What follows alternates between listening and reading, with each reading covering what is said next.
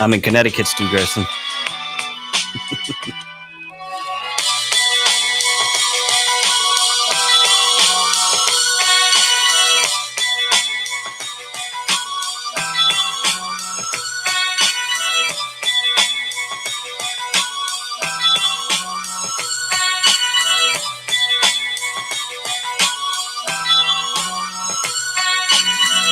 Good evening and welcome to DarkHour Paranormal. I am your host, Michael Roser. Tonight, folks, I have quite the show ahead of us. A new topic for Dark Hour, one that I've wanted to discuss for quite some time, but we haven't done a show on it yet. And this evening, I have the return of Robert Rivas joining us tonight, and he's going to enlighten us on time travel. Now, the interesting thing about Robert Rivas, and I do highly suggest if you have a chance to go back and listen to the original broadcast we did with him, talking about portals, Machu Picchu, Marduk, and other really interesting esoteric topics. Check that out because this guy is a wealth of knowledge. He's a researcher, he's a traveler, and he's been doing this stuff for a very long time. And tonight, folks, he appears to you on Dark Hour Paranormal to bring proof of time travel. Proof of time travel. Okay. This is how he wanted me to tell it, and this is how I wanted to say it. So let's see what we've got here. I'm going to bring Robert on. I'm going to give him the floor, interject as necessary, because this man has basically set up a presentation for you guys tonight. So let's all give Robert Rivas, aka Frapsap, for those of you who know him, a very warm welcome and hello. What's going on, Robert? How you doing, bud? Hey, Michael. Good evening to you, man. Same to you. It's great to see you again. It's good to see you. It's good to be here. It's good to be back. Excellent. How was your day today? Did you have a good day? Yesterday was my birthday. Oh, happy birthday, man. Thank you. Sorry I missed that. It's okay. Yeah, it's I'm 49 now. Yeah, you don't look so. Yep, 49. I'm San Francisco 49er for real now. That's the way I look at it. That's good, man. You look all right for 49. You got about 10 years on me, but that's okay. We're all approaching, the peg sooner or later here. But yeah. Listen, so I don't know where you want to start with this because this is such a broad subject, and I know you've brought a lot of things along with you to display. That's right. So why don't you guide me on this, where you would like to start tonight, Robert? It's like the never-ending story, or it's like we were saying, like age, like time. It's all about time, the way time ticks by, seemingly moving ahead forward into the future, but time is an imagination of an individual. It's a construct of a society. The wall clock, the clock on the wall, the clock on your wrist, seeing what time. It's all structured, mm-hmm. But it's important to mark time, and I think they've been doing that since the beginning of time, since they were aware of time. And but time may not be what they're thinking as limited to as just the hands of a clock or digitally 1 through 9 on an Arabic numeral scale. What about time loops, mm-hmm. and time slips and time warps, really, because I think that's all part of the natural universe. And when you talk about paranormal subjects, like we're going to be talking about tonight, you're talking about ghosts and discovering, residual hauntings. That could be a look into a window through time, as well as the souls of the dead. We could be watching just the way nature sort of is a natural CD recorder or a CD player. And when you step in that location, in a way, it's like opening a portal, but with your mind, and you suddenly can see that unfold, an event from the past. Maybe it has nothing. Maybe they were just captured alive in that moment, and maybe it took, another human brain to just enter at the right time in the right place, mm-hmm. and then boom, you're, back in time, but you haven't really gone back in time, but you're seeing back in time. So it's opening a portal to time in one way or another, and that's been known to happen to a lot of individuals. That's never happened to me exactly per se yet, but what I've stumbled on, it seems like somebody discovered how to do time travel or will in the future and goes back and leaves little hints, little clues that we did it and we can do it. And that's what we're going to see tonight. And that's what we'll wind up seeing is my archaeological evidence that I've discovered for the evidence, the proof of it. That's fantastic. That's fantastic. Let me ask you a question, because everybody that's, walking around on this earth, and, every person has this locked in sort of innate understanding of linear progression. Now, how is it that, and you may not have the answers, but I'll look for your opinion as well. How is it that we're able to step out of that construct? Now, before you answer that, I understand that through meditation, through astral projection, and disciplines of that nature, you're able to achieve perhaps time travel, interdimensional travel, and so forth. Now, that's fine and all, except for the fact that for the rest of us, it doesn't provide necessarily any concrete proof in the physical sense. No. Now, what's the difference in being able to travel through time physically? Is that something that you said it? You just said it. That's the difference. Because astral projection is opening up to other vistas and other, periods of time, the past, the future, because it's not linear, and it's all sort of eternity at eternal points that there's no definite beginning or end to. But there's emotional things happen to people, and that's within, and that's your soul that can do that. Now, that you can't bring back proof from waking up from an adventure in a dream, right? Or even though it may seem real, or maybe it is real, and it is real, but it's not physical, and you just said it.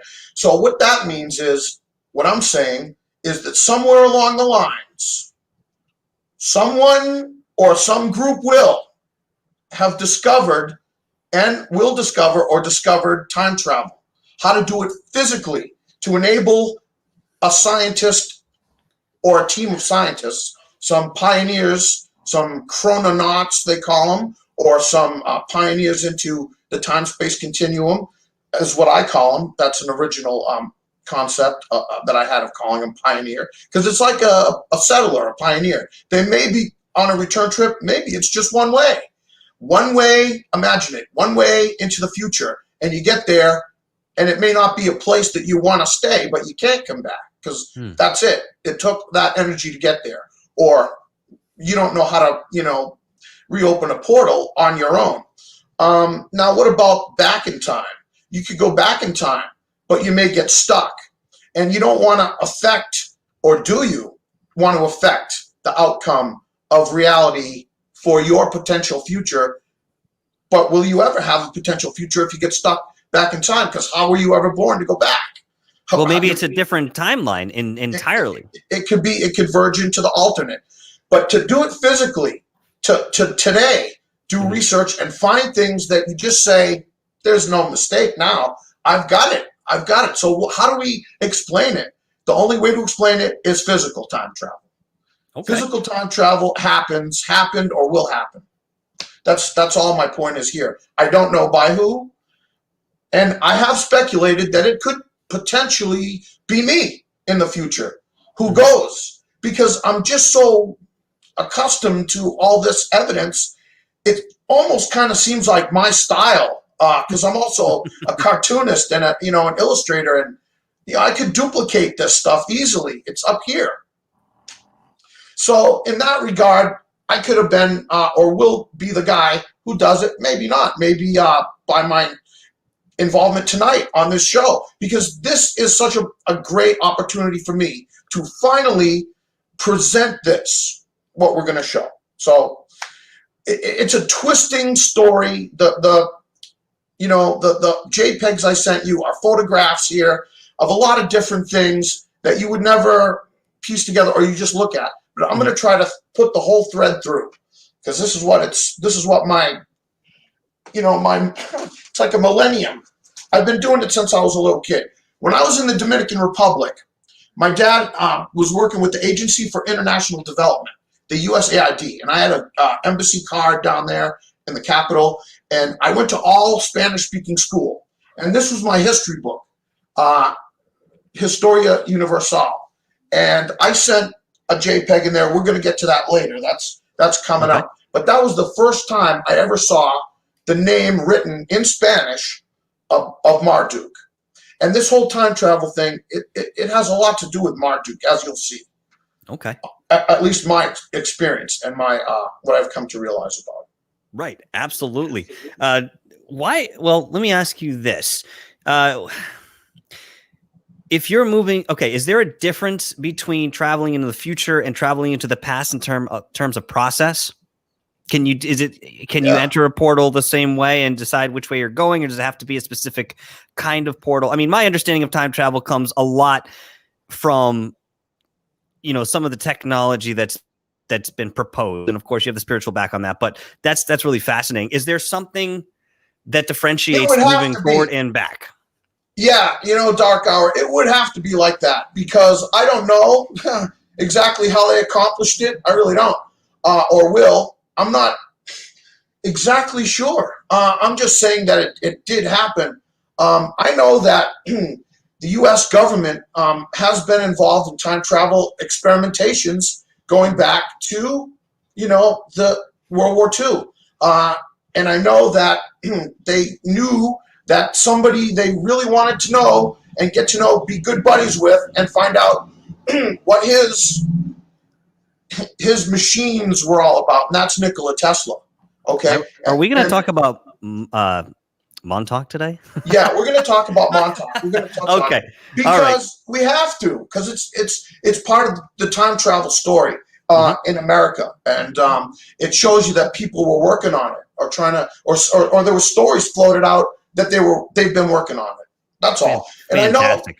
And I know, if you want to ask me about the strict science of it, I'm not Albert Einstein, and I don't really understand myself how string theory and quantum mechanics could be applied physically. It's just I look at the the values and everything, and I don't really understand partial differential field equations or the unified field theory to the extent where these people are building quantum computer networking systems and CERN, and trying to do particle physics, and they're saying that they've been able to punch holes in reality, and they're seeing ghosts and things, and that's coming straight out of the labs.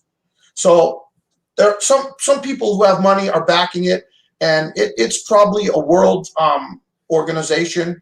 So I don't know, man, but I think the Philadelphia experiment was real. And I think I could understand how the U.S. Navy would want to cloak one of their battleships.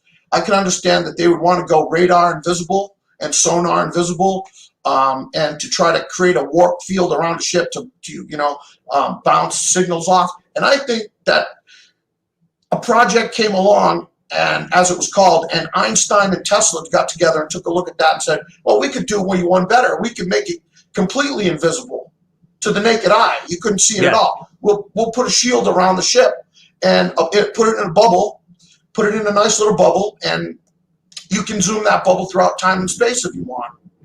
Von Neumann, I think, was involved with that. We just wanted radar invisibility, guys, but since you mentioned it, okay, sure, let's do that then. The two greatest scientists ever.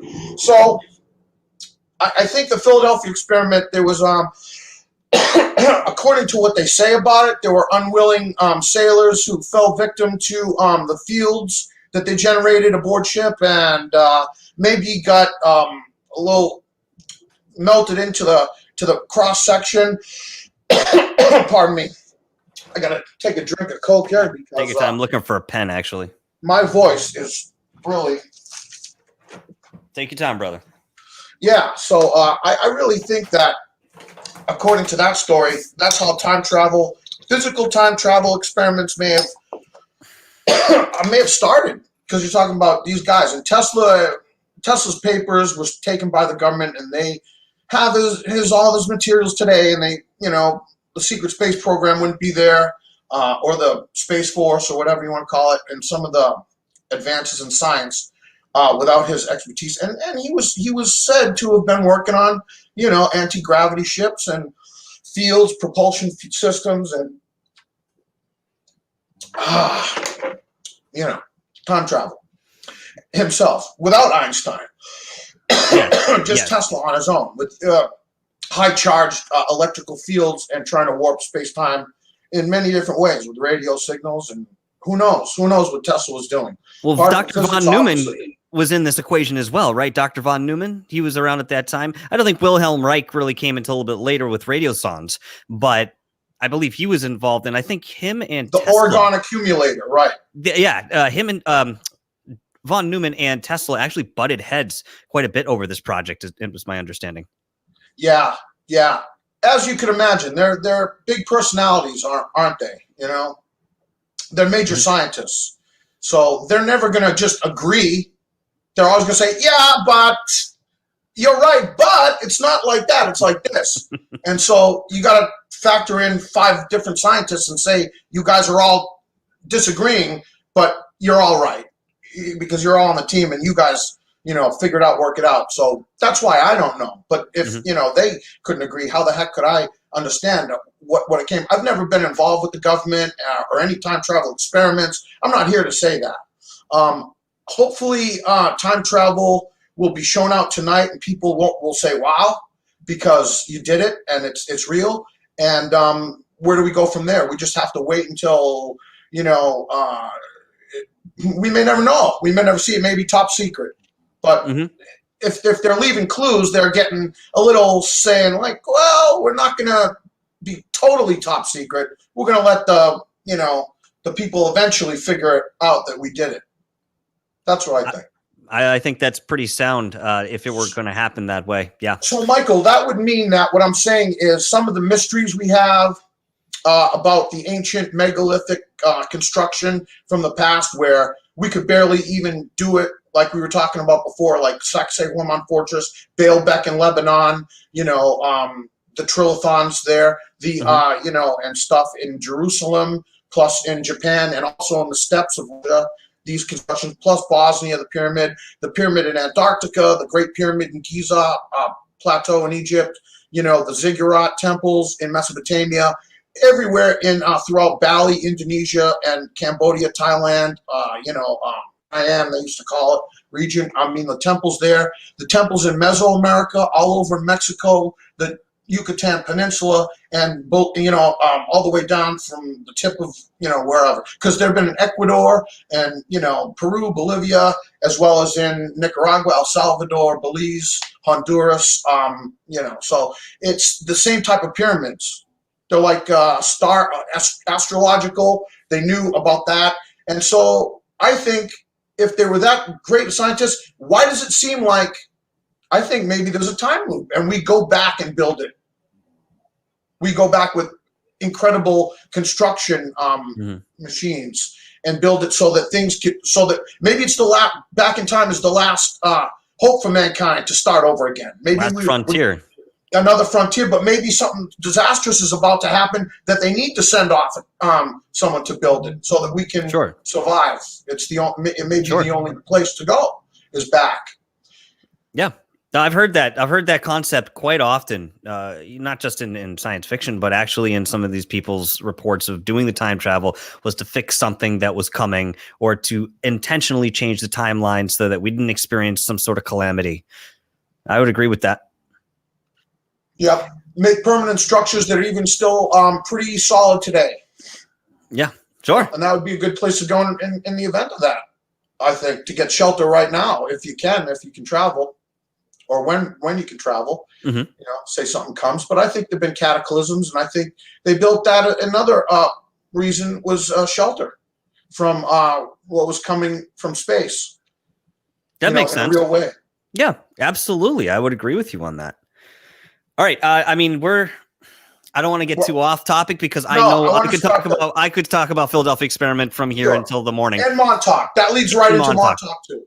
Yeah, and they never stopped doing the projects of time travel. Once they discovered how to do it, we'll do it here and there, and we may send other things. I think Montauk was different though than the Philadelphia. That was a strict, time travel. I think Montauk was a lot about a psyop and the CIA and the real, mind control aspect of it. You got a lot of sickos and sadists in the government, and I think they could have been unwittingly experimenting on unwitting subjects from the public, young people and who knows who, and maybe they tapped into the same portals and stuff, but they were doing it and who knows what else they were doing. Those are the rumors about it. So it's not my favorite place that I wouldn't want to go back to if I was going to time travel. I'd avoid Montauk. Yeah, I definitely have my feelings on that. What they were doing, it didn't stop in 1984. It just moved, and it went into Project Monarch. And one of my guests here, I'm sorry, I didn't see who it was who asked this question. She asked, "What do you think about Project Pegasus? Do you know much about that?"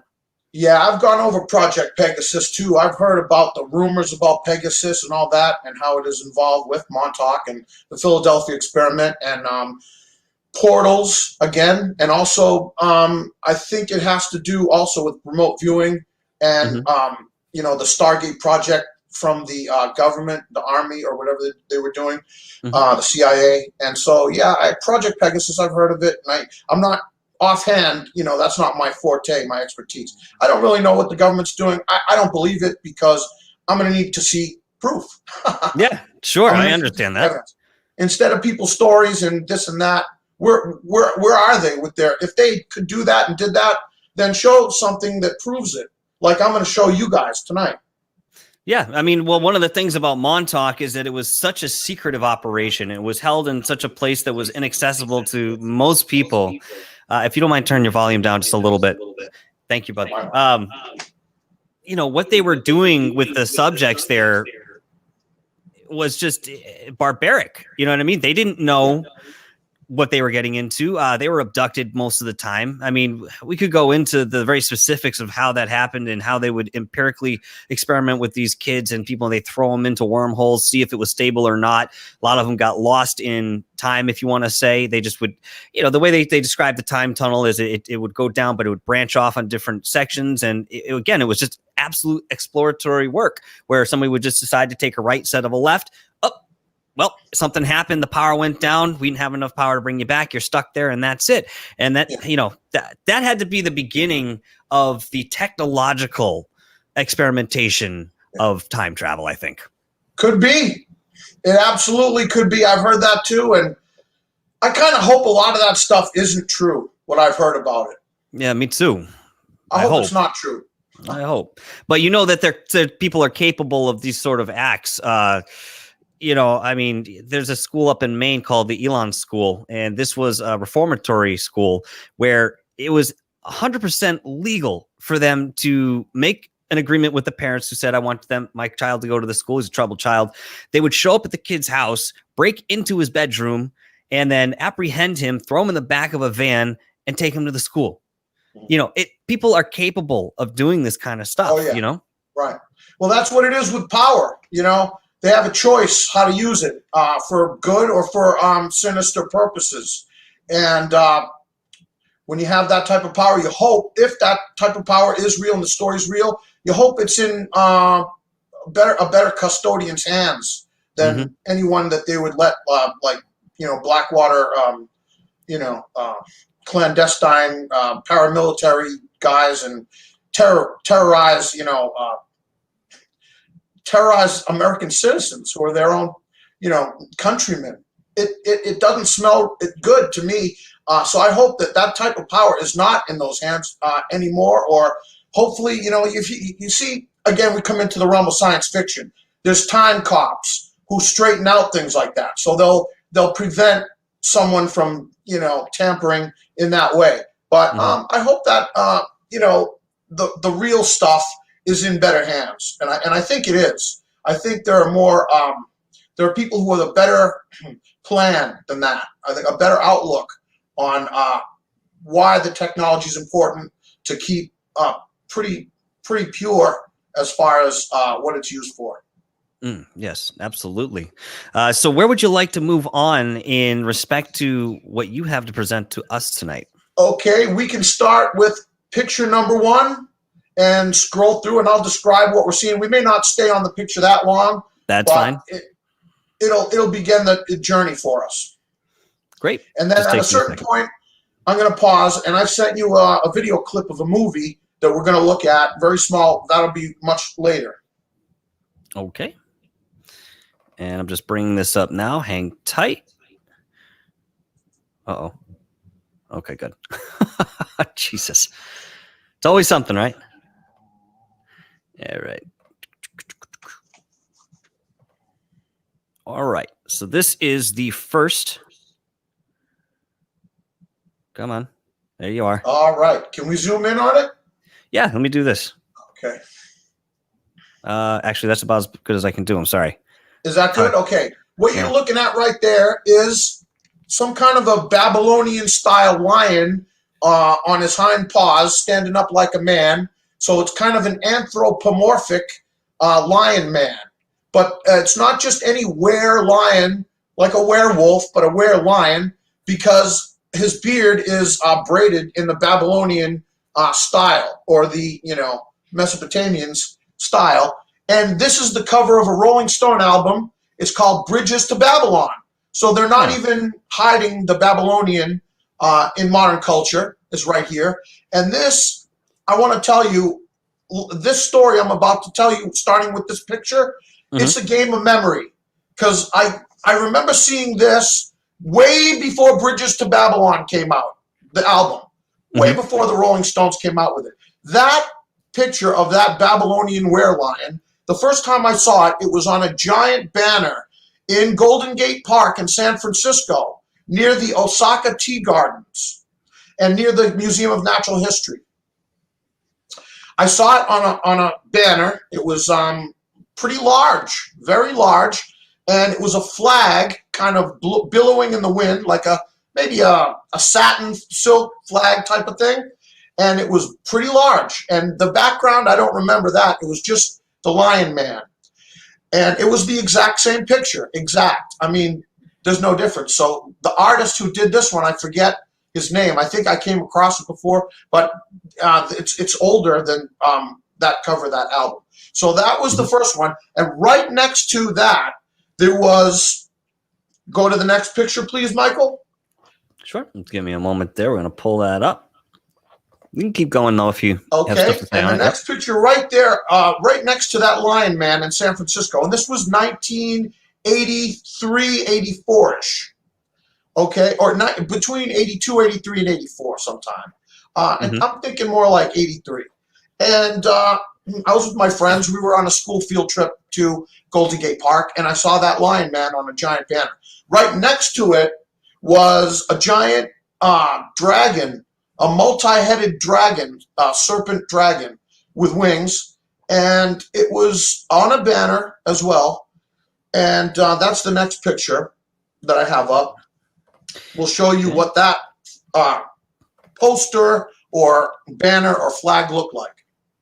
And what you're seeing here is, this is from Lollapalooza, and the Beastie Boys were on stage performing at the concert, and right in back of everyone is this dragon, this multi-headed dragon.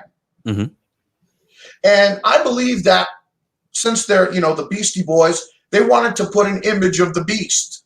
And a lot of people want to know, the book of Revelation, and they talk about the beast. That's what they describe as a multi-headed dragon. That's what the beast is, and the beast system. And all the, the governments, they have this on their patches. The Italian police have it, and it's a very popular character in occult lore and occult literature. And I think that it's an evil kind of satanic dragon, and God is described as fighting the dragon all the time in almost every religion.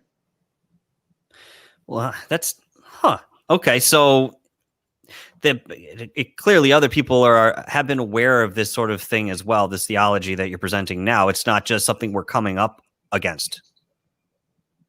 Right. It's run by people who are in charge, governments, and it's run by, and it's a very ancient thing that's been going on for thousands and thousands of years. And that's what I've discovered as well. But there's a time loop to it, because it's like, how the heck could that be? It's never gone away. It's there. It's in the background, and a lot of people don't realize it. And I think that when they put it in the back of the Beastie Boys like that, they're getting everyone to cheer towards the Beastie Boys, giving them power, maybe doing the devil horns and everything. And well, hell, they don't even realize they're worshiping the devil. They're worshiping Satan, because that's the description of Satan in the Christian texts. That's the dragon. It's not a guy with horns, but the guy with horns is out there too, and that will be coming up too. Well, how will this relate? How will this relate to time travel? Unless I'm getting ahead of myself. It relates to what I discovered, because I did discover an image of this dragon in the style that we're about to see, and that's going to be the Wower, the Wowzer. I have about 3 different times where I've archaeologically discovered evidence of time travel. Tonight we'll be seeing all 3. Fantastic, man. Keep it rolling, and I'll describe everything as we go. So you want me to pull up the I know third? there's questions. We'll get to it. That's fine. Do you want me to pull up the third photo now? Yep. Yep. Okay. I got you going. Not a problem, bro. Not a problem. This is fun because you always bring a lot to look at and talk about as we're looking at it. It's always fun. Okay, this right here what we're looking at is a report that I downloaded off the internet years ago, probably in about 2002, 3, around there, maybe 4, at college. It has been scrubbed. You cannot find this on the internet anymore. And it's called Hussein Bush and the Cult of Marduk by Barry Mills, MD. You look it up in Google or and please use the Wayback Machine. And if you can do that and find it, because that's going back in time, using the computer as a time machine. If you find it, let me know. But I have a printout of it from back then. And this picture is in Tikrit, and that is the home of Saddam Hussein. He was, of course, the dictator of Iraq, and it shows him as Marduk on a horse, a white horse, and he is battling the dragon, which in the ancient religion of Marduk is called Tiamat. Yes. And supposedly, all those heads there are different enemies of Iraq at that time period, who he was contending with. You know what, Robert? Before we go further, I'm sorry, I probably should have asked this question for those who are not familiar, but what is Marduk? Okay, I love the pronunciation, Michael, because I asked a rabbi how to pronounce it. It's spelled Marduk, and I've heard it pronounced all kinds of different ways. Marduk, Marduk. I like the way you said it, almost in the Babylonian style, Marduk, like Zechariah Sitchin himself would have pronounced it, Marduk. It means a Merodach, and it means, what it means is, breaking it down, it's the roaring young bull calf of the sun god Utu, UTU, and he was a patron of the area a long time ago. He was the sun god, or what they called Inti worship in Peru, where they kind of personalize the sun with a face in the middle, and kind of like in the Aztec calendar, you will see Ointonatiuh. You will see in the center of the Aztec calendar, where he's kind of got his tongue sticking out, and his eyes are kind of googly. That's supposed to be Ointonatiuh, the god of the sun. Same thing as in ancient Mesopotamia, he was called Utu, and the sun god, or Shamash.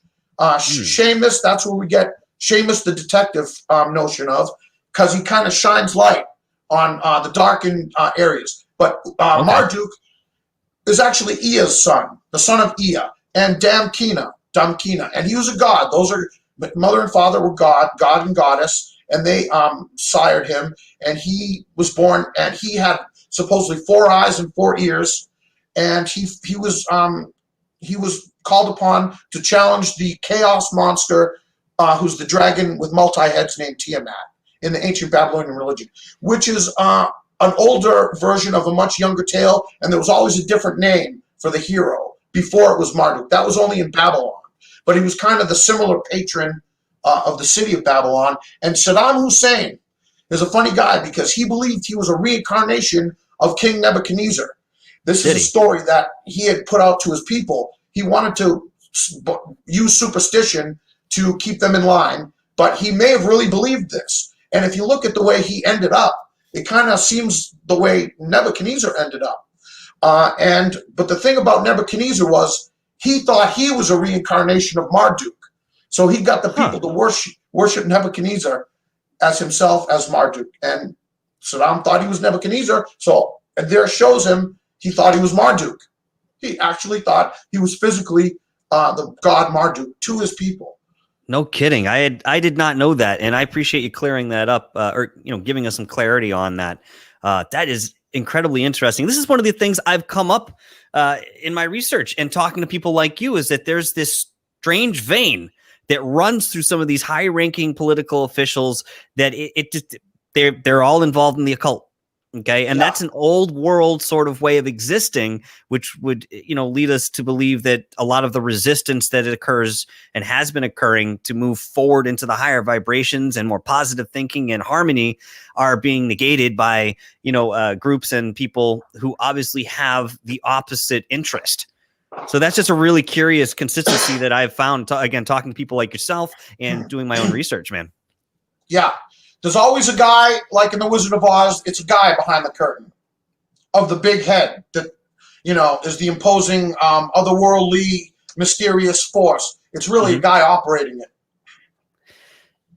All right, so I'll bring up the next picture for you here, and you can tell us about that. Okay. I hope people are enjoying tonight in the chat room who are From what I watching can live see, tonight.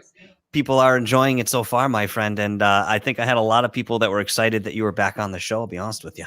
All my friends are with us. That's great, and I hope you get to see it. Now, if you're not here tonight live, I hope you do get to see this. This picture you're looking at right here is that history book I showed you earlier. This is the first time I ever saw the name Marduk written in print that I can remember.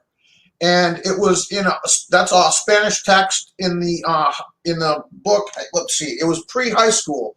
I think it was the 7th grade or 6th grade. I'm not sure. In the Dominican Republic, in Barahona, and it says Marduk creator there. That was a lesson about ancient Mesopotamia, Babylon, and Dios de Babylonia. And I thought it was strange back then, but, as I was studying it, and I never forgot that. And I was, I was 15 at the time. I'm sorry, 14. 14 years old. Wow. No kidding, man. So this has been a lifelong endeavor for you, really. Yes. Would you say this is the defining moment that you decided you really wanted to dive headfirst into this subject? Or was there something else that had occurred? Oh, no. I didn't put all these dots together till later, until after when I saw the Ghostbusters cartoon that had showed that figure of Marduk coming out of the subway that, the 2 black kids showed me a photograph of in San Francisco. So 78, it all weaves into this narrative, and it all has to do with time travel, as you'll see. Fantastic, dude. Would you like me to pull up the next photo? Yep. You got it, buddy.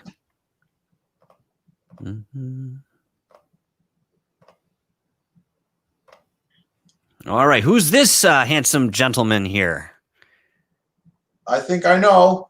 This is Zechariah Sitchin. Zechariah, my mentor and my benefactor. He is no longer with us now. He died a few years ago, about 5 years ago or so. Yeah. And, he's the one who wrote the book, The 12th Planet, and it's about the planet Marduk. And that's where the name also is from my research. And I wound up finding his book, reading his book, all his books, almost all, I think, and getting to call him up on the phone, ask him questions. I talked to him, and we became friends, kind of like pen pals. And I would tell him my theories, and he would tell me where I was wrong all the time.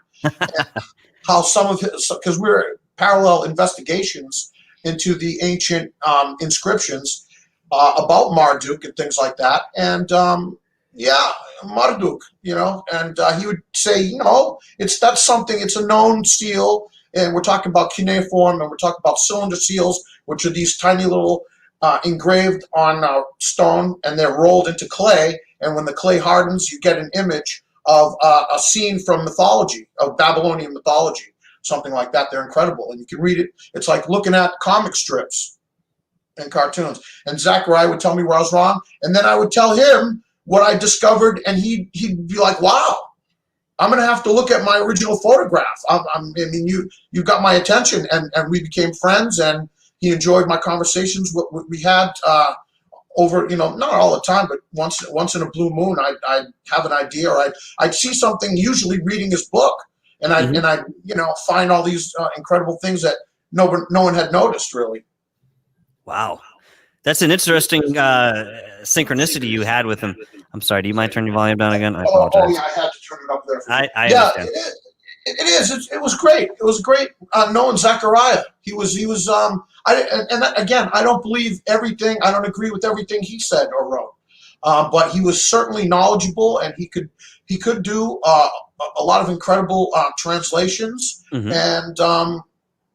And I'll take a lot of what he says because it's right. And there's a few things not, but that's my opinion. Well, I mean, people can agree with it. I think that I disagree.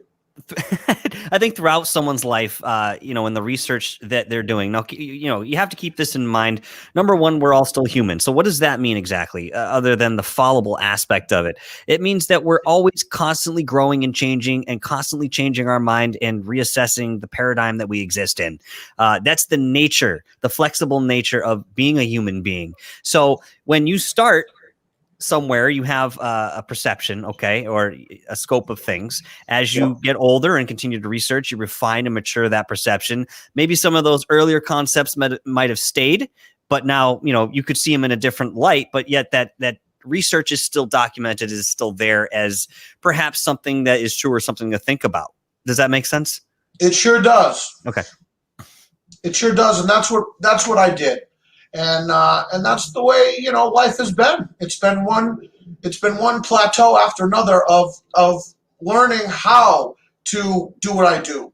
It's not just doing what I do, because that doesn't come easy. That only comes at the end, and that's the icing on the cake. The real cake is being a student and learning, and it never stops. That's true. And what's funny is that when I was growing up, that was one of the biggest shockers to me. I think I must have been 10 or 11 years old, and I had realized that adults don't know everything, and you never stop learning and growing. And it blew my mind, because I figured at a certain age you had most of it, if not all of it, figured out. So just not the case, man. I'm right with you. This is not the case. All right, so I have this next one. Okay, now this picture you're seeing, this is a screen capture from Indiana Jones and the Infernal Machine. It's a video game, and that is a character called Gennady Volodnikov, who is a Russian scientist in the video game that Indiana Jones has to go up against during the Cold War and try to beat him to the Temple of Marduk in Babylon. And that character is based on Zechariah Sitchin. And it's very difficult to find that information. If you do read that, it's only because I've written it out there in like the fan Wikipedia for Indiana Jones video games. How do you? It's kind of like the last picture we just looked at, where Zechariah is holding a giant inscription tablet, relic from Babylon. Let me see if I understand this right. Were you actually involved in the writing or production of this game? Is that how I was not. How do you know that this was a representative of Zechariah Sitchin? Well, in that picture that you're seeing right there is kind of like they were doing a take on the picture I just showed you of Zechariah himself. It's pretty, it's like a black and white picture of him. But all throughout the game, I mean, I could tell as I was playing it that this is supposed to be, because Zechariah was the only other Russian guy, he's Russian by the way, who was talking about Marduk besides, this video game. Okay. All right. So that's kind of just to point that out. No, it's Indiana Jones is a Lucasfilm thing, and it's it's got Marduk in this video game. So that's why I bring it up and how it's connected. No, that's cool. I love seeing these aspects kind of bleed through popular culture when we're not really aware of it. And again, we can get into the idea that, perhaps we're being prepped for something, and it's not just ET contact. It's the whole ascension that we're going through and the progression that we as a whole are collectively experiencing. Yep. We need to give ourselves credit here where credit is due. I mean, Marduk is popular. I mean, it's as someone in the chat room I think said last time, it's also the name of a death metal group from Sweden. Marduk, and they use upside down crosses, and it's very antichrist, and it's got a lot of it's very irreverent kind of music, and if you want to call it music, I'm not a big fan. I don't like things that are that wicked. I don't think it's good for people. Hey, you know what? I'm going to point this out real quick as you've just made your commentary. So I am a black metal musician. I have been for a very long time, but I do understand the other sides of it. One thing a friend of mine told me, and he's also very much into his own personal esoteric knowledge, but he claims to be a follower of Lucifer, the fallen angel. And it doesn't have anything to do with Satan or the devil, guys. It's the actual entity known as Lucifer. He aligns very closely to.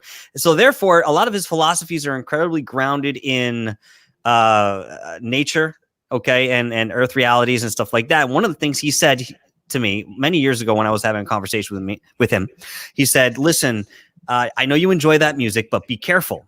And I said, well, what do you mean? He said, because a lot of those bands and that type of music, they're pulling from ancient ways of writing and composing, and a lot of those used to actually have rituals written into the measures of the music itself. That's right. The pulsing of the music itself can actually trigger an awakening on a cellular level, perhaps to something you're not really fond of. And I always thought that was interesting. I always kept that in mind.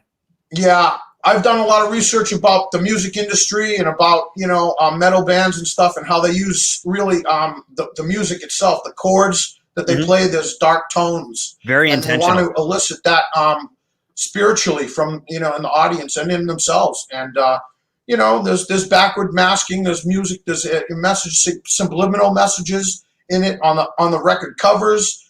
Even music that you would think would not be that would be innocuous, just not metal. Like every single kind of music has subliminal messages in the album covers, and even in the music and what it's talking about. So some is subtle. Some of it hits you over the head with it, and some is subtle.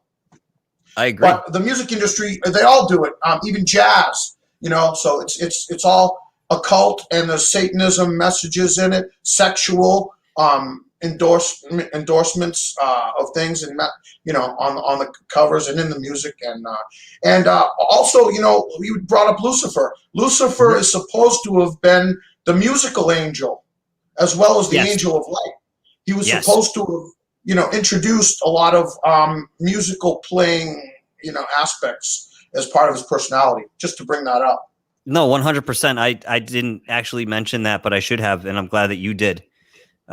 Dude, you're absolutely right. You're absolutely right. But that could actually be a whole other show in and of itself, where we talk about that influence of Lucifer and how people perceive it and what it actually represent. Because as far as I can tell, the one known as Lucifer to me is never really represented darkness. There are other entities that will do that. You know what I mean? But there's Good something point about him that we lose. I mean, that's it. It's about light, so that's not darkness, really, except for the apparently with the vanity of the creature who is the angel of light, and it came down to vanity, and maybe that's not a good trait, and maybe that's what he thought he was biting off a little more than he could chew. And I think some people, you really got to take a step back before you. And I'm talking to angels here. Take a step back before you want to follow Lucifer, because he doesn't lead you to a good place. Because he's not what he claims to be. It's like what the government does. People think that Satanism or Luciferianism is a grassroots thing. It's not. It's one of the biggest major things in society. It is the structure behind society. So Yep.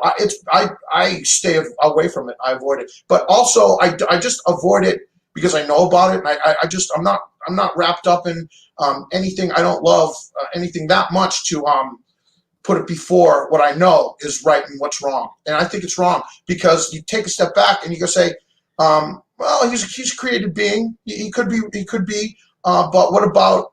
I mean, he's not what he says he wants people to worship him. Why do that? Or why even worship like someone like who could be influenced by like a Luciferian guy? What about Adolf Hitler? He was a man, and he wanted people to worship him as a god back in Germany. You know, and I think he got him to. So there have been human dictators like that, from taking the template from way back and bringing like a Roman, type of like Julius Caesar type of thing into Germany in the 30s. So it's always this god who's in charge of everybody, but yet it's a human being behind it. It's really a cult with priests and acolytes and foot soldiers, and they're the ones who are doing the abductions and sacrificing the virgins.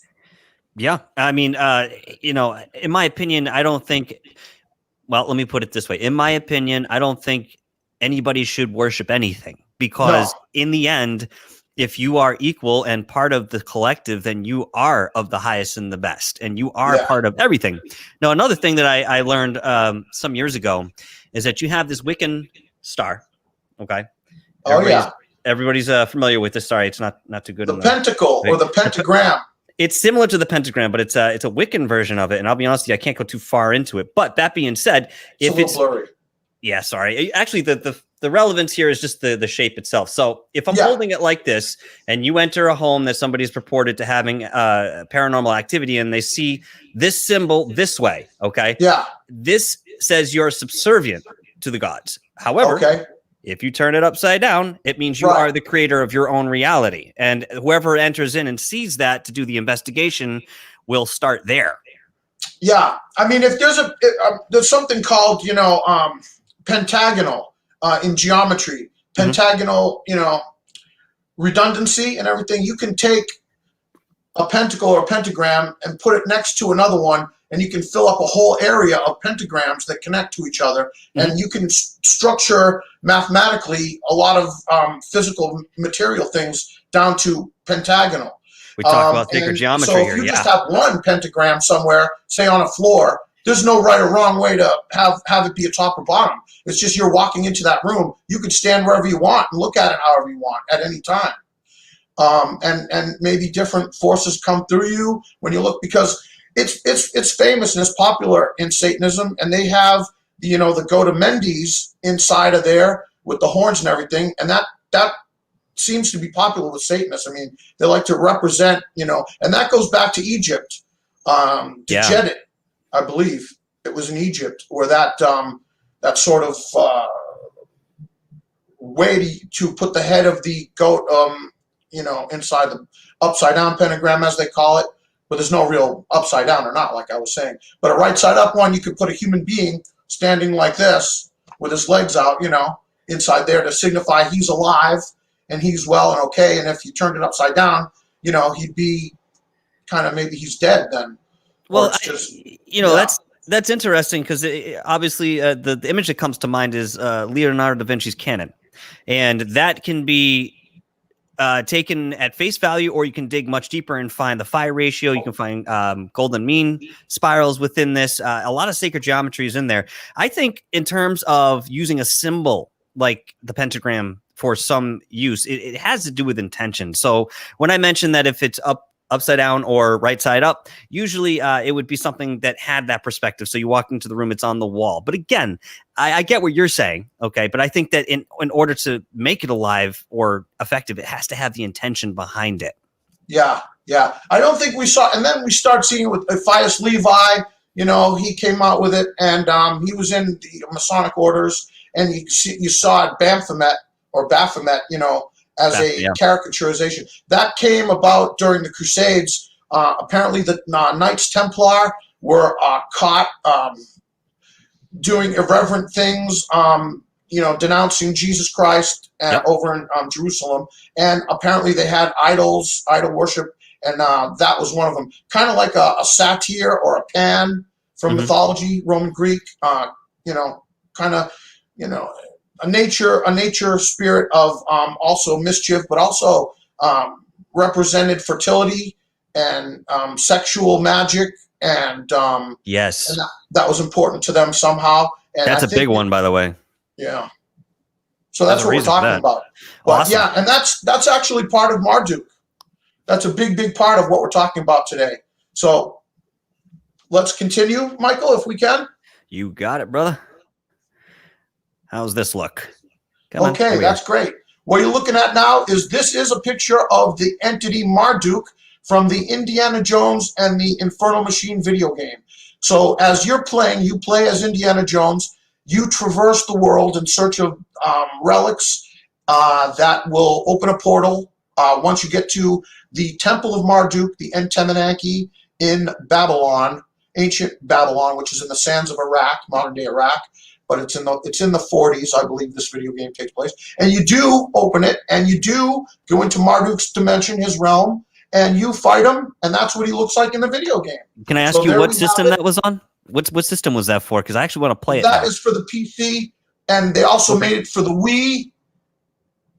This is a more recent one. Xbox. I think that was about 2000 and... Oh, man, I can't remember now. Okay, maybe 1999. I'm not sure. Okay. I can look that up because I'd like to play that now. Yeah, it's awesome. See that. It's an awesome game, and it's like it was just like playing a video game of kind of like my real life. That's so weird. I mean, I'll be honest with you, and then this is a little bit off of what you're saying, but I felt the same way playing Silent Hill 1 through 4. But I bring that up to say that I understand that. You know what I mean? Yeah. It's definitely science fiction-y. It was fun. It was a fun game, but there it is. It's involved in these certain things. That's amazing, dude. All right, so I'm going to bring in this next picture in just a moment, which I would love for you to talk a little bit about this. Okay. Sorry, just getting it on. And we're opening it up. And getting there. Get there. Promise. All right. Here we go, guys. Check this out. For anybody who's wondering, where does Marduk sit in the middle of all this? Tell us about this picture, Robert. Okay, this picture is a colorized version of a picture that appears in Zechariah Sitchin's original first book called The 12th Planet. And as you can see, it is the planet Marduk. And it's not called Nibiru. But everyone who talks about the 12th planet today doesn't refer to it for some reason anymore as Marduk. It has changed. Right. It has morphed. Marduk is covered up or forgotten as the name of this planet. But it's called Nibiru nowadays, as everyone knows. It's the same thing. And you read Zechariah Sitchin's books, and somewhere along the way, he switched it to be Nibiru. So it was Zechariah Sitchin that coined the... Okay. That's right. This is it. And in the thing, he's the one that brought attention to the way the ancient tablets said the planet Marduk had beings on it, the Mardukians or the Anunnaki from Nibiru. It's the same. It's either or. Okay. And that planet came in the vicinity of Earth in ancient times and collided, and the planet Earth was at that time known as Tiamat, according to this book. So it gives you a Babylonian astrotheology associated with it. And there were priests. That's why they were astronomer priests. So it was a dedication to the planet that they called the invader into the solar system. So where is this planet today? I'm not sure. Is it still in our solar system, possibly? I have no idea. Because I have heard that there was a collision at some point, and Marduk was pretty much fractured into many pieces, which make up certain asteroid belts, if you will, in our solar system today. And honestly, at the top of my head, I can't tell exactly where it was. I don't remember, but this is something that I've heard too, that it's a deceased planet, but I don't know. It could be. You never know. It could be. Yeah, we have an asteroid belt between Mars and Jupiter. And a lot of people think that that was debris from a collision as it came through the area. Some people think that there is still, so it was so huge that it just kind of got cracked a little bit. It didn't blow up. But it could have. And maybe they have instrumental transcommunication, and they say they're getting signals from a planet Marduk, and that's kind of more fringy, kind of interdimensional communication that people have they've gotten results from it. So maybe it did blow up. Well, we're gonna keep moving forward here, but I'm gonna tell you, with all due respect, I'm still trying to connect this with the time travel as a proof. Okay, we're getting there. We're getting there. All right. I know how it is. I know how it looks, but I just want to. You'll see. You'll see how I just want to keep on. That's all right. Yep. All right. Cool. All right. So I'm going to bring up the next picture here.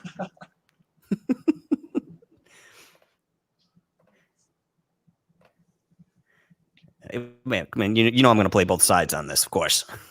Yep. Here we have Marduk from the Real Ghostbusters episode, I Am the City. That's a full front, straight-on view of him. As you can see, he's wearing a gray fez with kind of a diadem in the middle, and he's got 2 horns, and he's got 4 eyes and 4 ears, and he's got a long beard, and he's got the pointy horns, and he's got red skin. That's different than the Indiana Jones video game Marduk, but it's still Indiana Jones Ghostbusters. It's in both. Just to show. Okay. And then we can move on to the next one. Surely. No, this is just fascinating. To familiarize your viewers. Yeah, and he's the one in the cartoon that fights the dragon. He fights the multi-headed serpent Tiamat, and that's a Babylonian mythology. And in German, he's called in the episode when it was translated into German, it was called Der Superman Babylonisch. That's cool. Yeah. Oh, that's so cool. But yet the relevancy is there. Again, I mean, even more stark than the other productions. All right. So what do we got here? Okay. Now you're seeing the same type of hat on the Flintstones, the Grand Poobah. It's got the diadem in the middle. He's official. He's the Grand Poobah. He's the leader of the club, the Loyal Order of the Water Buffaloes, which is kind of like a Masonic order, or seemingly within the Flintstones cartoon. Their lodge. He's the boss of the lodge, down at the lodge. So it's a lodge system. It's a lodge network, and the Flintstones shows the same type of hat Marduk wears. I wonder why. That's pretty curious. No, that's, again, another one of these examples of it leaking or being intentionally inserted into something that we're going to watch that is supposed to be benign. Right. Okay, we can continue, Michael. So I have, let's see, what else we have? We have next. Let me just bring up the next slide. I'm sorry, give me one moment there. Oh, this should be fun. Okay. This will be good. And you'll tell us about this guy, I'm sure. Sure. Yep. Come on, computer. Play with me. Gamma. There we go.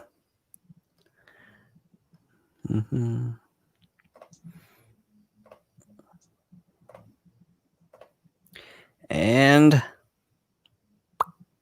boom. Okay. Now, who you're seeing here, the gentleman in the Homburg hat, his name is Edgar Banks. It's an old photo, black and white, of a guy, Edgar Banks. And Edgar Banks was an explorer over in the Middle East as well. And right behind him, you can see a statue that he's posing in front of somewhere over in Iraq. And that looks a lot like what we just saw. In the Marduk, there's so many examples here. Yeah, he's got antlers. He's got a long beard. And he's sitting on a throne. And there you go. There's It's unmistakable as being, but you don't see it all the time. You don't, Yeah, as I pull up the next picture, Shannon Sullivan's asking, what do you do for a living? You happen to know a lot. Now, is what you do as a career to make money, does that cross over into this research, or do you do something entirely different?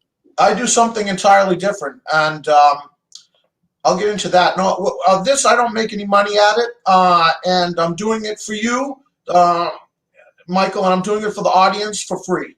And I'm not selling anything, and I don't have any books out yet or anything like that. That would be nice someday. I mean, people have said, why don't you write this down? But I don't want it to seem like it's a moneymaker, because I'm a PCA and I take care of my mom full time. Well, here's what I want to say to everybody very quickly, something I have mentioned before, and that is there's a big difference between people who are into this field to make money and people who are making money being into this field. And that difference really is discernible when you see what work and the intention behind people's motives.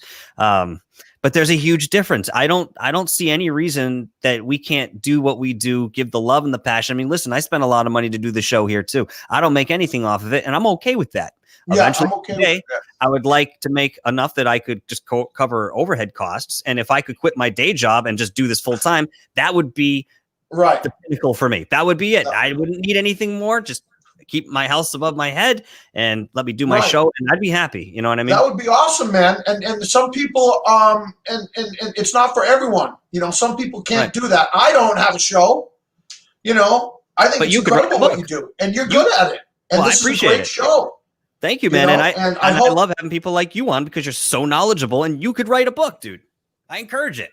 But I like coming on your show because this is the instant bingo bango. It's almost like you can't do this. I'd rather have it this way, to be saved forever, instead of that right now. I understand that. That's a great idea, but yeah. I just want to let people understand what's going on and show them. It's a show and tell. It's a PowerPoint presentation, and I thank you for the opportunity coming on DarkHour Paranormal. I love the show, and I love all your guests, and I watch all the other shows, and lately all the guests, there seems to be a thread going through with all their stories and everything, and how I really find it applies to me as well, and I can relate to them, your guests, and what their experiences have gone through. And it's pretty big. It's pretty big what you're doing. And I congratulate you on having an awesome platform for us to come on. Now, this picture you're seeing right here, Michael, this this is a scene from Zone Fighter. It was a Japanese television series that was on in the 70s. And it's a guy who's like a space warrior, and he's fighting King Ghidorah, from the Godzilla series of monsters, Toho, I believe, or Toei, or something like that. And it's a kaiju, which is giant monster battles. And I think that the Marduk Tiamat could have possibly got a lot of inspiration on the real Ghostbusters I Am the City cartoon from this live action version, where the guy is fighting a dragon with hand-to-hand combat. So it's a movie of it, and then a cartoon of it later. So that's all I want to show with that one. All right. Very good. We'll move on to the next one here. But that's a great question from the chat room. I thank you for asking. They're paying attention, man. They're paying attention tonight. Okay, folks. And now what we're looking at, this is a painting. I forget the date on it, but it shows Jesus Christ, and he is confronting Satan. That is the dragon, same dragon we've been looking at before, or similar, a multi-headed dragon. And those angels that are flying around have got the keys to the bottomless pit, and they're throwing Satan down into the bottomless pit there, and locking the gate on it, locking the gate so he doesn't escape, I think, for 1,000 years. And then he's going to be let out for a small period of time to try to make the world worship the beast. And that is the beast. And that's the image of the beast, and don't worship it. But it's Jesus, though, and I'm not saying to worship Jesus either. But I'm just showing that there's an ancient religion that shows a god confronting an ancient dragon Yeah, and people, other angels are helping the God Jesus or God whoever. Again, all of these are in support of this not mythology. The theory, let's say, of what you're presenting here. A lot of these support what you're saying. And I find that quite interesting because there are so many examples. It's like when you go to Egypt and you're walking amongst the pyramids and you can find certain designs and I'm not going to say hieroglyphs, but different designs that show giants, reptilian beings, Yes. in addressing There's some of the gods and stuff. and it shows a winged dragon with multi heads. It's Egyptian. Yep, it's Egyptian hieroglyphs. You're absolutely right, Michael. Thank you. It's even in Egypt. Sometimes I forget where I get my information from in the short term here. So we have this next one. Okay, now here's the first presentation I'm going to show you guys for what I believe is evidence of time travel. Okay, this is a Babylonian cylinder seal. It's in like I said, not an engraving, but they take a small stone and the stone's engraved. Then they roll it out on clay, and when it hardens, you look at this. And this is kind of like a comic strip. If you can see the central figure, that the two guys on the left, they're looking inwards, and the two guys on the right, they're looking inwards at the guy in the middle. Now, they're looking at him like, who the heck is this guy? Where did he come from? Because he doesn't look like anyone else. He's different. He's odd. They're, just the expression on their faces, and right there, he is wearing a tri-cornered hat. Yeah. Like the Revolutionary War from 1776. A Patriot Minuteman.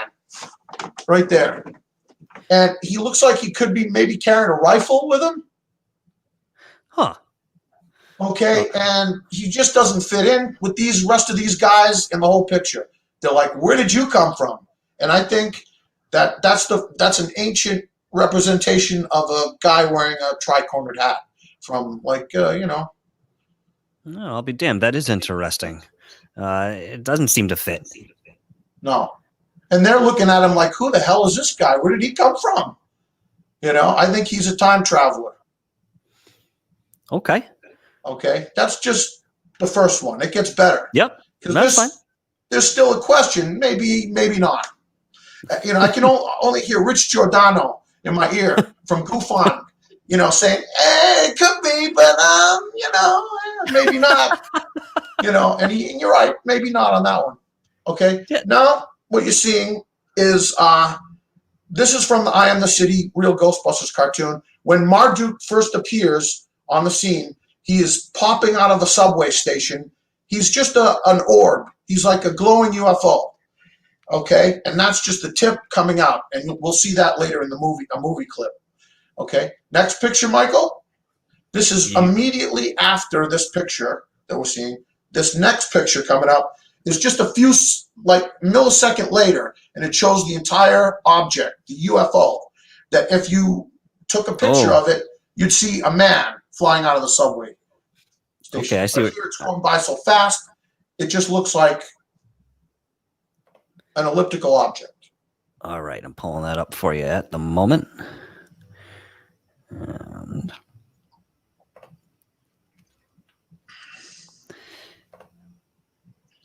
there we go. Okay. Yeah. And, this looks a lot like the UFO I saw in 1978 out my window when I was 7. It's the same color. It looks a lot like it. It was red, had a red like aura around it. So it looked like the sun, the color of the sun, but it was a hot dog shape or a cigar, and that's just Marduk coming out of the subway. And then when the police, they're in an earthquake and their car flips over within the cartoon, and one of them takes out his 35 millimeter camera, takes a snapshot of that cigar-shaped UFO streaking out of the subway into the night sky in New York. No kidding. Well, I mean, again, here, it's just, again, the supporting evidence that you have to what you're saying is really cool, Robert. It's really neat, and you really stretch to find some of this information in the corners. Yes. I just can't stress enough how cool I think that is. I don't know.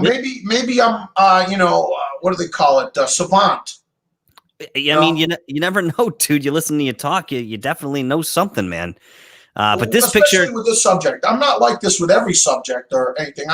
I know I sound like a know-it-all at times, but that's because I'm on the show coming to present what I really have been studying for years. Yeah, but if I ever called you a know-it-all, it wouldn't be a pejorative. You know what I mean? It would be a compliment, bro.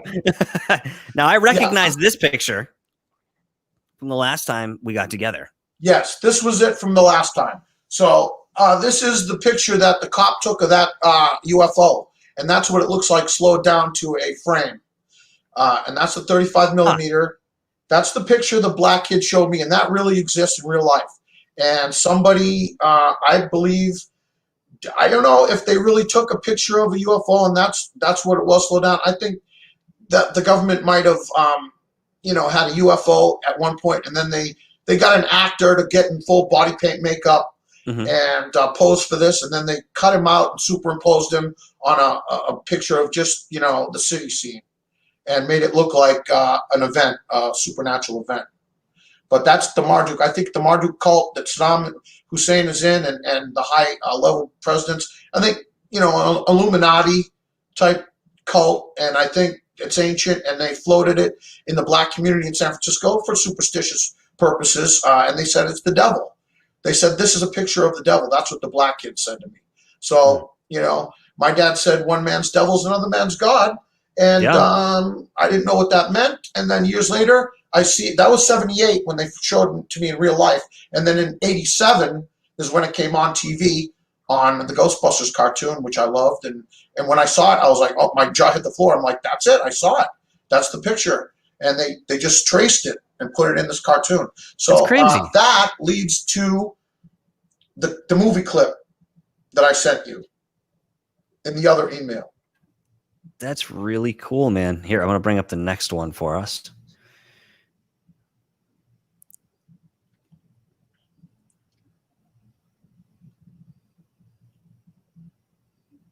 Yeah. But before we get to this, I just wanted to show you the movie clip that I sent you in the second email. Let's take a look here. And then we'll come back to no nukes. At the this moment, is important to the time travel. At the moment, I'm not seeing the video clip attached, but give me a minute. I'm gonna look for it. I have all the pictures. Okay. But just for whatever reason, I don't have that. Okay. Can you do a Yep. Whatever you're asking, I'm probably can you do a search then on YouTube for the video? It's okay. It's called Space Coke.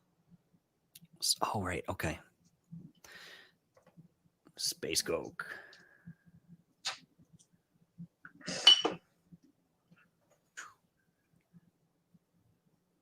Is it raining up there where you were today?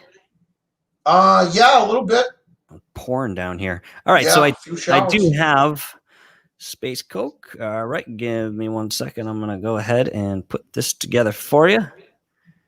And give me 1 moment there.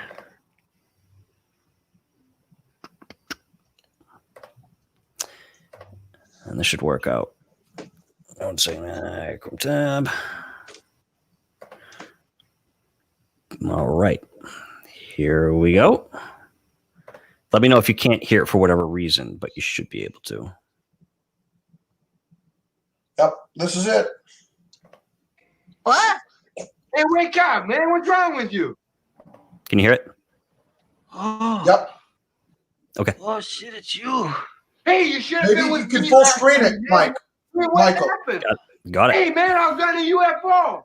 I really was, man. Hey, your cousin and I, man, he had a bag full of dope, man. We met all these chicks, went to a massage parlor, and we went on a spaceship. We're in a weed field, man. We got sucked up by the spaceship, man. And they give us some space coke, man. Look at this is space coke. You never tasted this before, man. Hey, try this, man. Try it to blow your head off.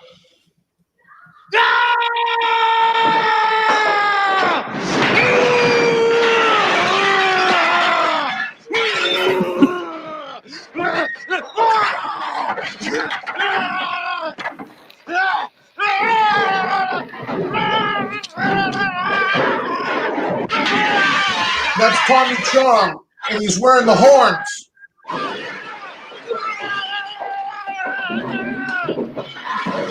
He's wearing the leather and the horns.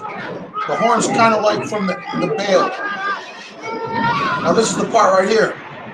It's just like that. Huh. It's just like the same angle that Marduk was flying out of the subway. And you had if you slowed it down and paused it, you could see Cheech and Chong after taking a hit of Cheech taking a hit of space coke, that Tommy Chong had been on a UFO the night before, and he got space coke from the aliens. So when Cheech took a snort of that, he blew through the ceiling, and it's just like that Marduk picture. That movie came out before the I Am the City episode of Ghostbusters. That came out in 1980. Yeah. And it's Cheech and Chong next movie, I believe it's called.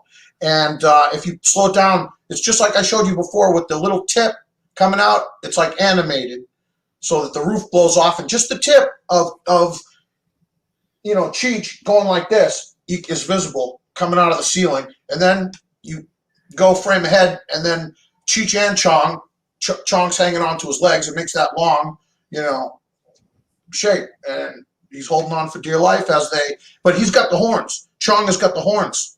Yeah. And it's that was that. Okay. Now no nukes. Okay. As you see with this, my mother used to be in the anti-nuclear demonstration group called the Clamshell Alliance back in the 70s. And they did a lot of protests of nuclear power plants like up at Seabrook, and as well as nuclear weapons, de-escalation, and the arms race and everything. They were against it and didn't think it was a good idea for human beings to be playing around with nuclear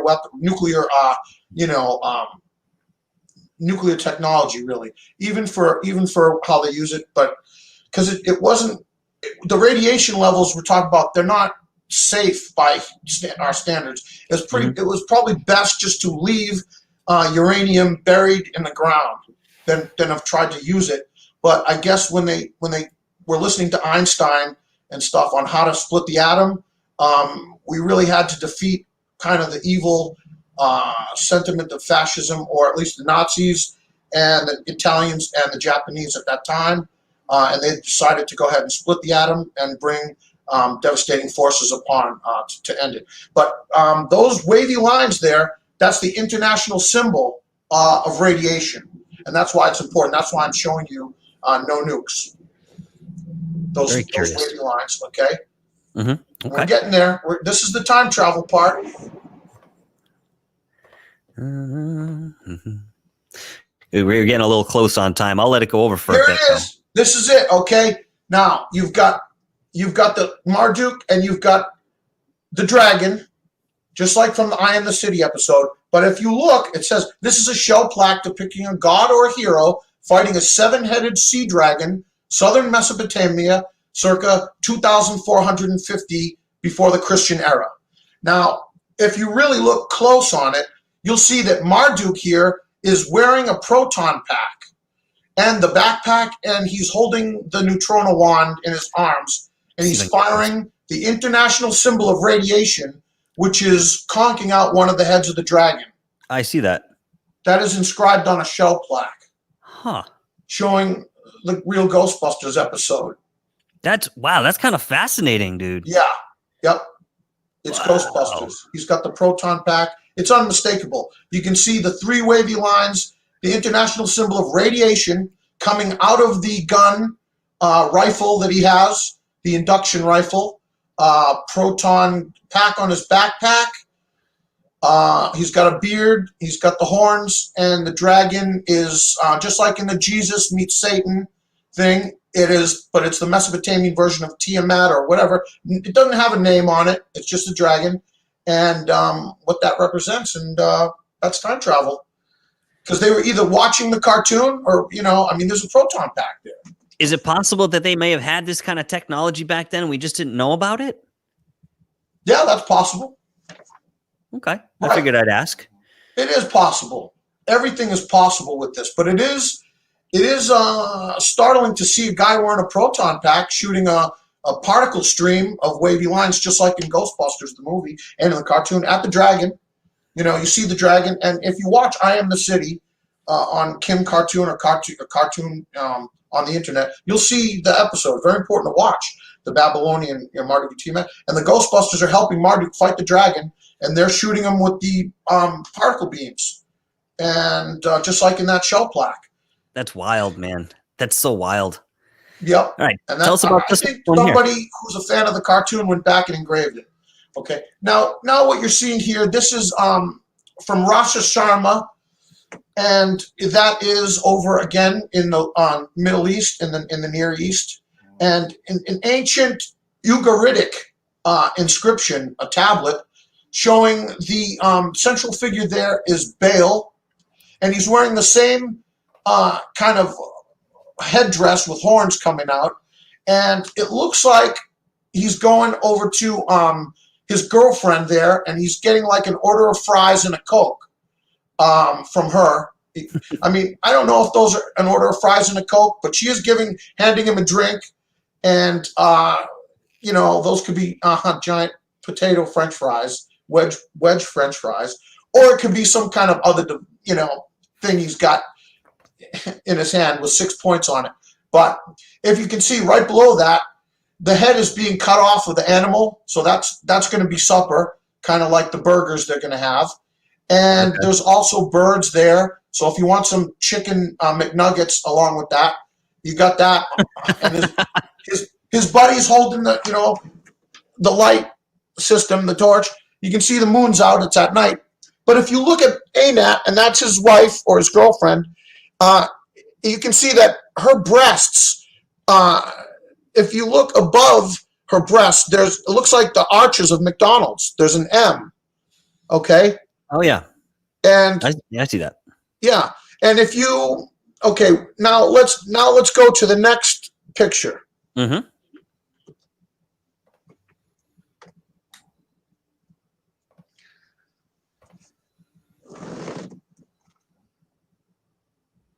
Real quick on this one, as you can see, the I'm loving it, that is McDonald's slogan, and that is the golden arches of McDonald's.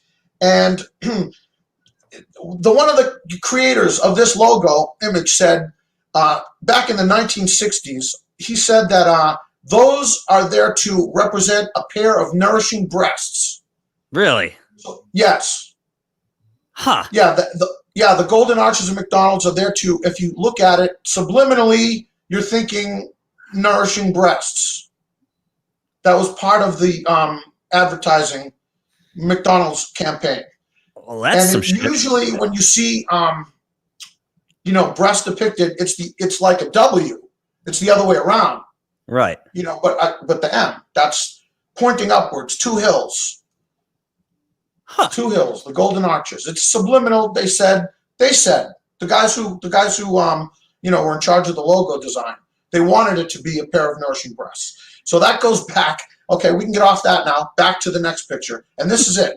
This is where you get to see time travel and my evidence, my proof of time travel in the next two pictures. I think this is it. Nope, this isn't it. Hold on. Hang tight. Let me pull that up. So that was...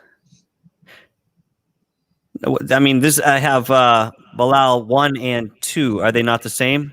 They're a little bit different. Okay, so I do have the second one up right now then. Okay. Does that look right? I can't see it yet. Oh, I'm sorry. 1 second there. I apologize. It's okay. There you are. Okay, yeah, no, I do see the difference now. Yep, okay. Gotcha. Okay. This is a little bit shaded in. Okay.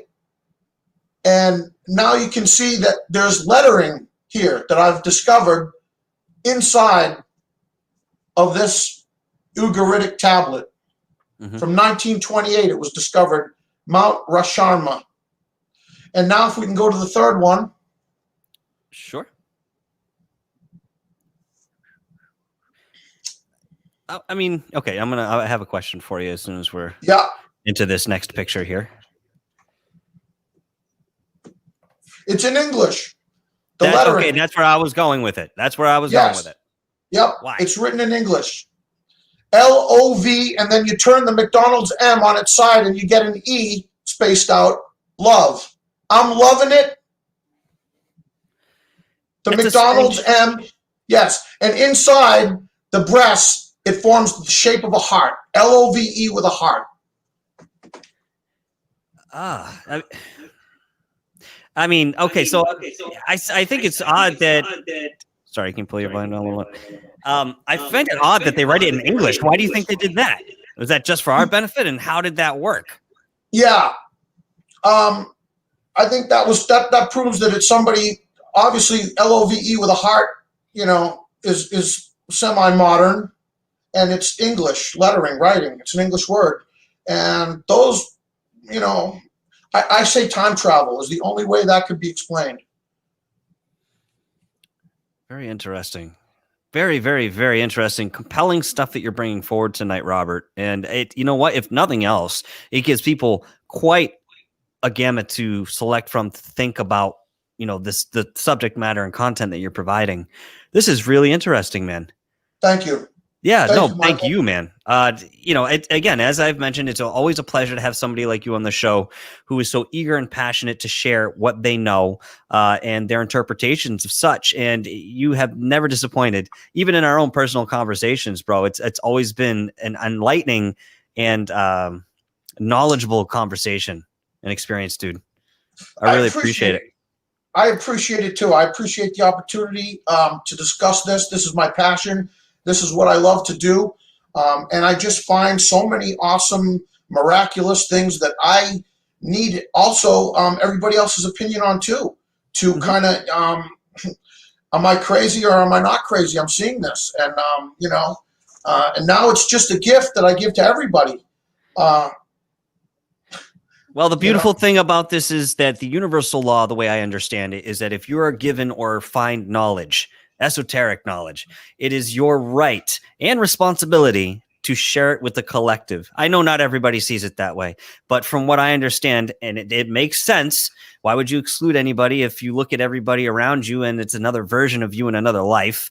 Okay, if there's this connection with the one, that would make sense. That's what you're supposed to do with it. Of course, there's nobody enforcing that to my knowledge, but that being said, the right thing to do is to share it. And yet it still takes effort. It takes energy. It takes time. It takes patience. It takes action. And a lot of it, at least in the beginning, it starts as a labor of love. And you know what? Most of the time it ends up being that way. And for a lot of us, it'll always be that way. But we always come back to what brings us passion in life. And Robert, I appreciate you coming on tonight and sharing what you have. I am going to wrap it up now, but I have had such an awesome time with you, dude. I'd love to talk to you more, as you can very well imagine. Right on, my dude. Yep, I had a great time on the show. And this was awesome tonight. This was a lot of fun. And gang, I hope you love the show tonight.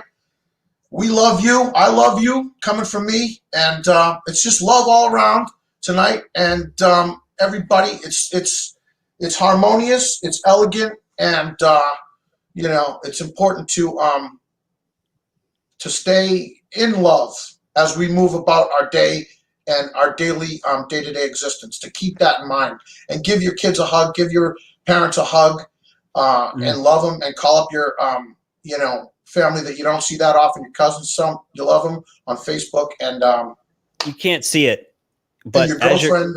As you're talking, I've got this wave of energy that's just washed over me, and all the hairs on my arms and back of my neck standing straight up.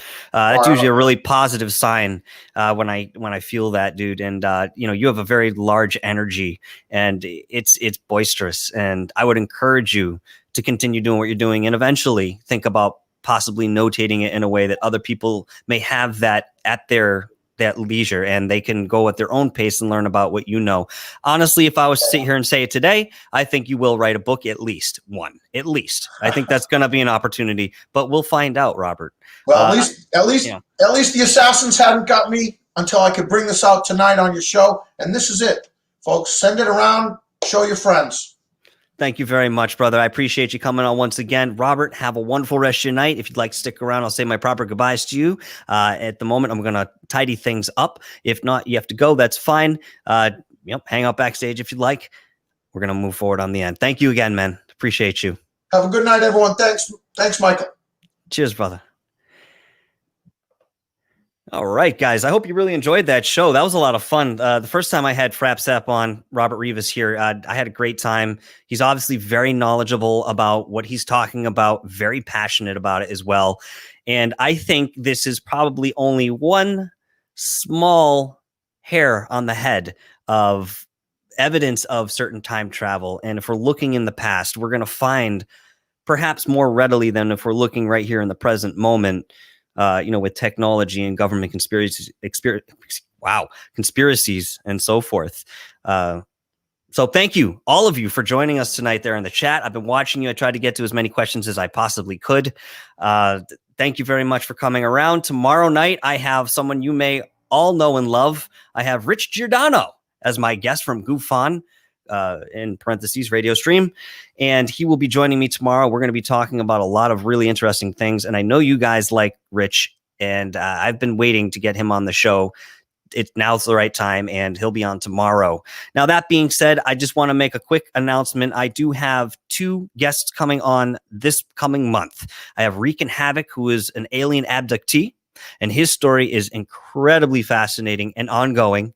We're going to be covering that. And I also have Elisa Medhus coming back, and we're not going to just do a one-on-one interview. We're actually going to do a whole session with channeling Eric. So we're going to be doing that. I'd like you guys to be around for that. Shannon, I think you might enjoy that show a lot. We're going to be channeling Eric, guys, and I get to pick the medium, and I'm in the process of doing that right now, and that will come about mid-September. So keep your eyes out, guys. I have a lot of things coming with this channel, and I appreciate all of your support. I want to give a huge shout out to Big Cat for joining the Dark Hour Paranormal team. He's now come on as a moderator, and I appreciate him and his energy and everything he's brought to the show. And he'll be in the chat, guys. Say hi to him. And once again, thanks a lot, man. Congratulations on the wrench, bro. Welcome aboard. All right, guys, we're going to wrap this up. I will see you tomorrow night when we're talking to Rich Giordano. Folks, have a wonderful, fantastic, and magical rest of your evening.